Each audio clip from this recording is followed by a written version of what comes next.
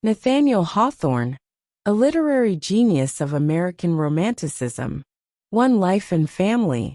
Nathaniel Hawthorne was born on July 4, 1804, in Salem, Massachusetts, into a family with deep Puritan roots.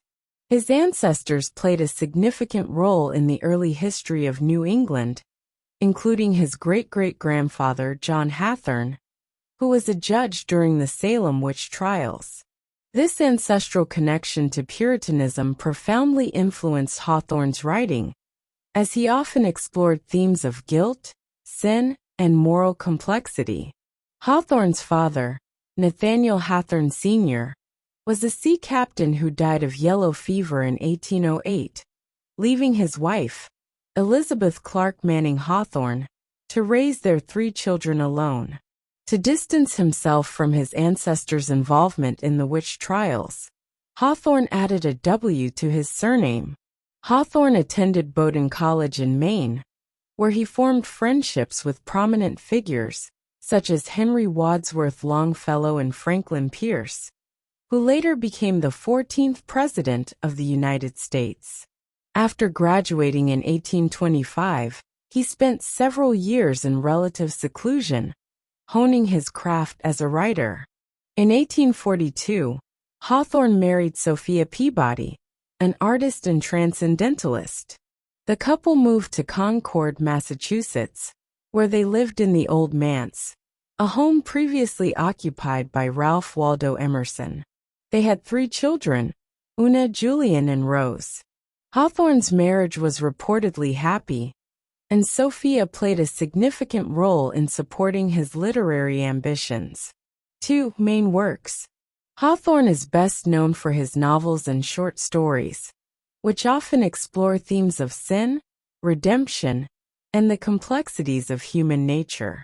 His works are considered cornerstones of American Romanticism and Gothic literature. Perhaps Hawthorne's most famous work is The Scarlet Letter, 1850, a novel set in 17th-century Puritan Massachusetts. It tells the story of Hester Prynne, a woman who bears an illegitimate child and is forced to wear a scarlet, as punishment for her adultery.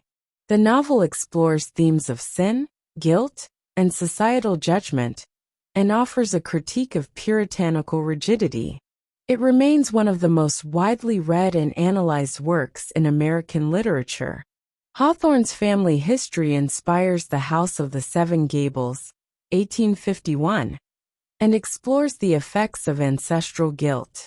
The story follows the Pynchon family, whose cursed house serves as a symbol of the past's inescapable grip. The novel blends supernatural elements with social commentary, making it a significant work of Gothic fiction. The Blithedale Romance, 1852, is based on Hawthorne's experiences at Brook Farm, a utopian community. The novel explores themes of idealism and human nature. It follows a group of intellectuals who attempt to create a perfect society, only to find their dreams challenged by personal conflicts and disillusionment.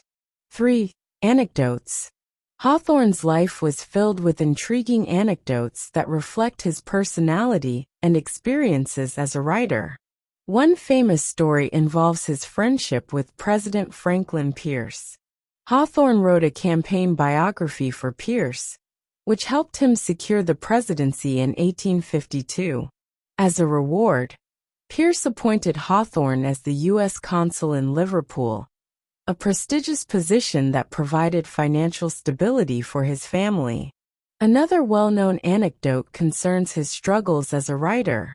Before achieving literary success, Hawthorne worked at the Salem Custom House, a mundane job that he found stifling.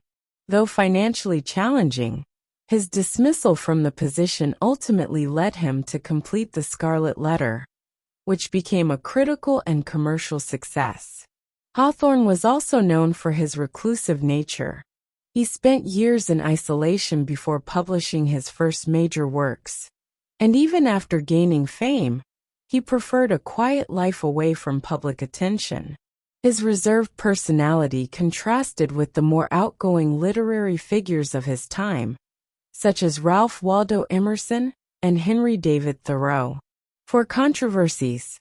Despite his literary acclaim, Hawthorne's work and personal views have been the subject of controversy. One major controversy surrounds his portrayal of women. While The Scarlet Letter is often praised for its strong female protagonist, some critics argue that Hawthorne's other works depict women as passive or morally weak. Another point of contention is his stance on slavery. Although Hawthorne was not an outspoken advocate for slavery, his association with Franklin Pierce, who supported pro-slavery policies, has led some scholars to question his political beliefs. In contrast to contemporaries like Harriet Beecher Stowe, who actively opposed slavery, Hawthorne remained largely silent on the issue. Another controversy involves his alleged pessimism. Many of Hawthorne's works focus on themes of sin and human fallibility, leading some critics to view him as overly dark or moralistic. However, others argue that his exploration of these themes reflects a deep understanding of human nature, rather than mere cynicism. 5. Conclusion. Nathaniel Hawthorne remains one of the most significant figures in American literature. His works, particularly The Scarlet Letter, continue to be studied for their profound exploration of morality, guilt, and redemption. Despite controversies regarding his portrayal of women, political stance, and philosophical outlook, his literary contributions are undeniable.